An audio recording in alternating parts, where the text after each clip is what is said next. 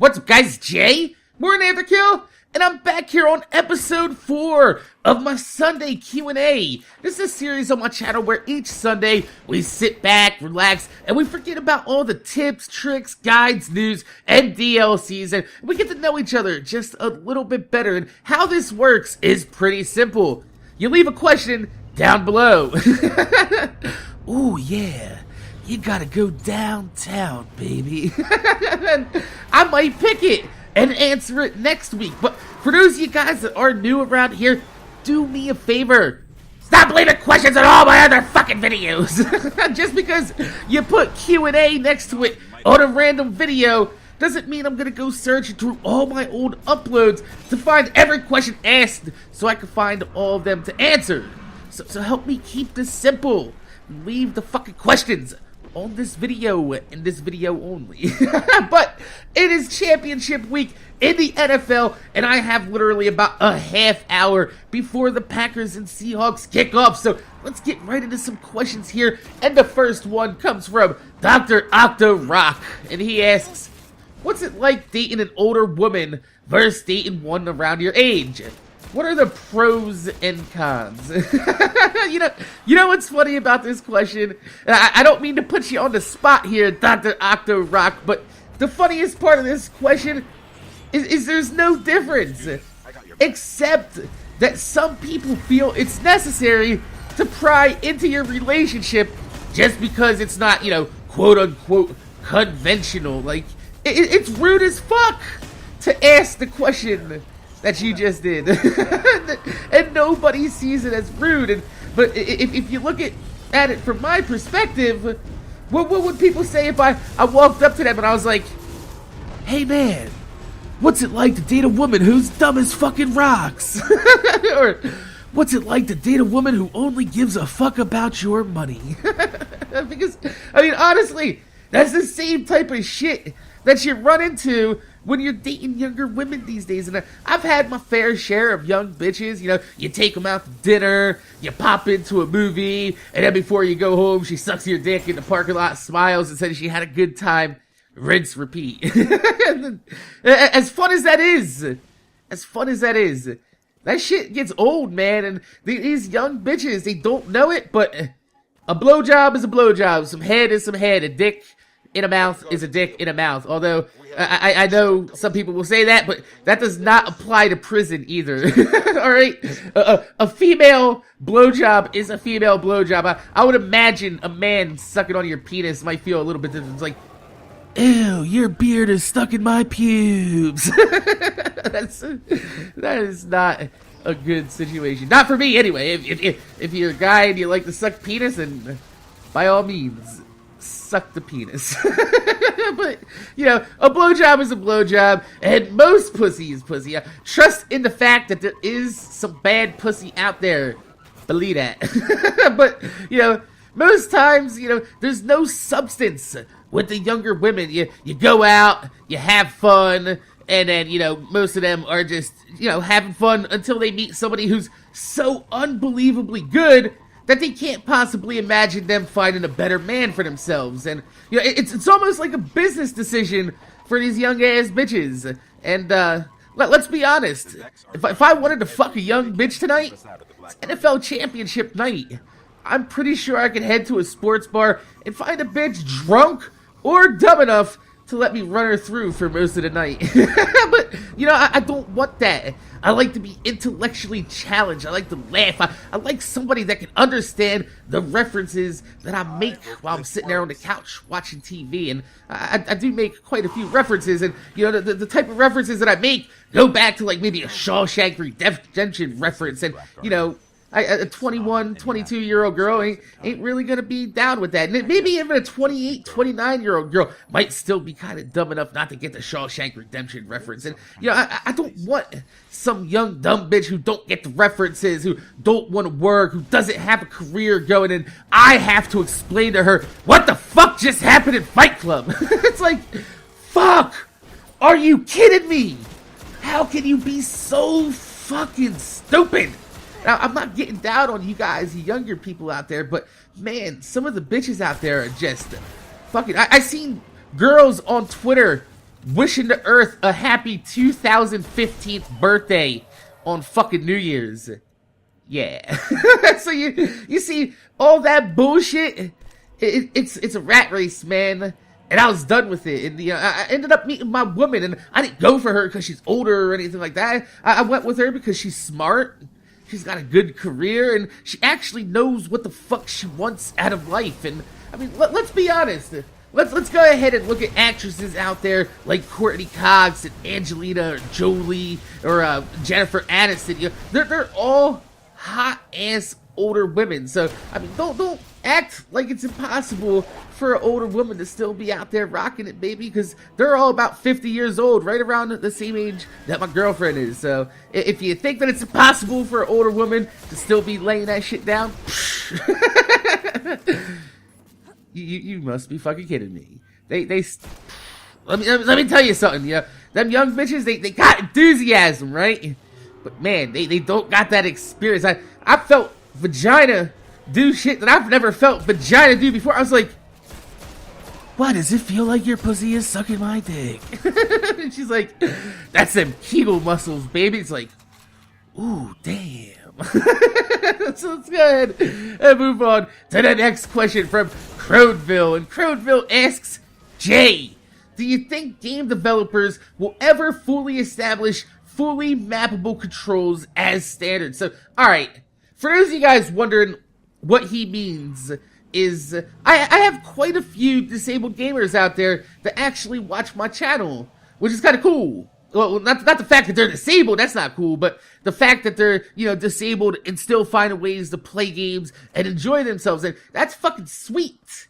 But the problem a lot of disabled gamers face is that the button layouts are sometimes hindering how well they can play. And honestly, dude, I don't want to feel like a naysayer towards the whole remappable disabled gamer button cause, but I'm sure you guys out there know this way more than I do. Life isn't fair, and life isn't equal. God damn, that sounds so bad, but before you toss me up on that wall of shame and start throwing shit at me, let me explain this, alright? Consoles have a very limited architecture to work with. So developers spend most of their time optimizing the game so it runs the same for everyone across all platforms. Part of this includes the maps for the buttons. And instead of working on ways to find alternate control schemes in the game, developers spend most of the time getting the game to run better. And this is partially the reason that you see remappable buttons on PC more often than you do see on console, because you don't really have to worry about optimization as much on a PC, since you can alter the amount of resources you're spending compared to console, which only has X amount of power. So with the PC, I can drop it down from 720 to 480. That way, if I wanted to play in 60 frames per second and my computer can't handle 720, 60 frames per second, I would be able to drop down my resolution, my textures, all types of different customizations. And if I wanted a better experience, I would actually be able to go out and purchase parts to my computer and have that experience that I want. So even though it seems like it's not fair, it's the same thing in real life. Like, take a car manufacturer. Chevy can't worry if a wheelchair is gonna fit inside their new Cruze hatchback. That's sad, I know, but it's the truth. Instead, they'll sell other options available to fit a wheelchair inside. So yeah, it sucks that most games on Xbox and PS4 don't allow button remapping. But take a look at the games that are coming out for Xbox and PS4. They are already using 90% of the architecture that's allowed inside of that system. And we're only in the first fucking year of the console being out. Usually, consoles only use a little bit as it goes on. But this is probably going to be one of the fastest video game generations, since we're already behind compared to what most PC games can do. So if you just look at like Xbox and PS4 as the Chevy Cruze hatchback that the wheelchair doesn't fit in, you gotta look at PC as the van with the wheelchair accessible lift. So you can still enjoy your games, you just might need a custom setup that might be a little bit more expensive, because, well, it's easier for one person to get an expensive custom setup than it is for developers to put time into the game to add in options that only one person out of 100 people will use. And I know that sounds fucking horrible and terrible, but that's what business decisions are made from, is just pure numbers, plain and simple. Does X amount of work equal X amount of rewards? And, when you're putting in 3 times the amount of work for something that only 1 out of 100 people are gonna use, it's just not efficient, man. And I'm sorry that things are like that, but it's just life. And I understand, man, because I gotta go out and buy a pair of $300 fucking headphones with a $100 mix amp just so I could hear fucking people inside of a video game. I know it's not fair, man. That's just the way life is. So, the next question comes from Newtsy2000, and he says, have you ever had a moment in your life that just put all your past experiences into perspective, like almost a moment of realization? And that's a hard question, because what you're asking about is an epiphany. Is it just something that pops in your head and connects all the dots? And if you take a look at all the past dots that I've left behind me, none of them make a discernible pattern. The only pattern that you would actually see is probably somewhere around in my teen years, where I'm like, I ask, why does this happen? Just beyond here. And I don't do anything to fucking fix my goddamn situation. Like, I was probably the cause of most of the shit that I went through back in the, my teen days by doing all the stupid shit that I've done. That's probably the only discernible pattern that you see in my past is, MAK is a dumb motherfucker. I mean, but there's plenty of times in my life where I was like, I know what I need to do. I'm just incapable of pulling my shit together to do it right at the time. But, the closest I think I've ever come to an epiphany was right back before I went to New Jersey. It was a few days after my fiance. For those of you guys that don't know, when my fiance died and I went back to New Jersey, there was probably about a week and a half in between that I stayed in California waiting for my, first of all, when you buy a plane ticket, you gotta buy it like a week afterwards, or else you're gonna end up spending like $600-700 on a plane ticket. I didn't have that type of goddamn fucking money, so I spent a few days in California after my fiance died, and my friends took me out to eat one last time, and they took me out to a restaurant right across the street from where me and her lived when we met. And man, that was a bad choice, because I couldn't eat. I was just sitting there, like my stomach was in a knot, and I stepped outside, and I just stood there by myself, and I was like, man, I can't fucking do this. Like, everywhere I go, it just reminds me of my fiance. And after everybody finished up eating, we went back to the apartment. I called my buddy Sean, and he came with his girlfriend, and we went up the highway to the mountains, and we sat on a big ass rock up there. The rock was kind of cool because it had all different graffiti from like the last like 20 years of people that went up there and smoked some weed and shit. And we were just chilling there. And I was looking out over San Jose from the Los Gatos Mountains, and let me tell you something, that is a very picturesque scene. I was just sitting there on a big ass rock, and I was like, damn. Like, seriously, that's like what went through my head. I was like, damn it, everything that I looked at up there is like, it all felt foreign to me again there. And that was one of the things that I loved about California, is how at home I felt in California. Because when I was in New Jersey, man, I was like walking around, it felt like I was wearing somebody else's skin, and it still feels like that today. Like, while in New Jersey, I don't feel like this is my skin. I don't feel like this is where I belong. I feel like I belong out on the West Coast. But at that time, I started feeling that again. Like I didn't belong inside of my own skins, and nothing felt familiar anymore. And it's funny, because one of my favorite songs is by a band called the Deftones, and man, who's that CD? Round the Fur. I'm pretty sure it was actually the first song on Around the Fur too. It was called Be Quiet and Drive, and that's one of my favorite songs of all times. And the first line of the song actually goes, "This town don't feel mine. I'm fast to get away far." And I was thinking about it, man, and I was at that point that I was like, yeah, man, I gotta get the fuck on up out of here. And I bought my plane ticket back home, and I don't feel like it was an epiphany, but I feel like I had a little bit of a moment of realization where I was just like, I feel like I've worn out my welcome here, and I didn't want California to feel like how New Jersey feels to me. So I was just like, man, I gotta get the fuck up out of here. And that's probably the closest I've ever gotten to a moment of true clarity. But I gotta say, like, with how things have gone since when I came back from New Jersey, and I stayed with my baby's mama and all the bullshit that happened there again, and I ended up getting my own place, and then kind of how the events transpired from there to where I am now, it seems like that moving back to New Jersey was probably the best thing for me. Because if I stayed out there in California, I mean, I'd still have a pretty decent life. I right now I'd probably have my own apartment, probably banging bitches still, and slinging some custom tires at the custom tire shop that I was working at in San Jose, which was pretty cool because I got to drive a lot of really high-end cars. They're like, hey, can you put some tires on my Viper? Yeah, sure. Just leave it there. Come back in an hour and a half. You just wait for them to walk away. Ready? Ready?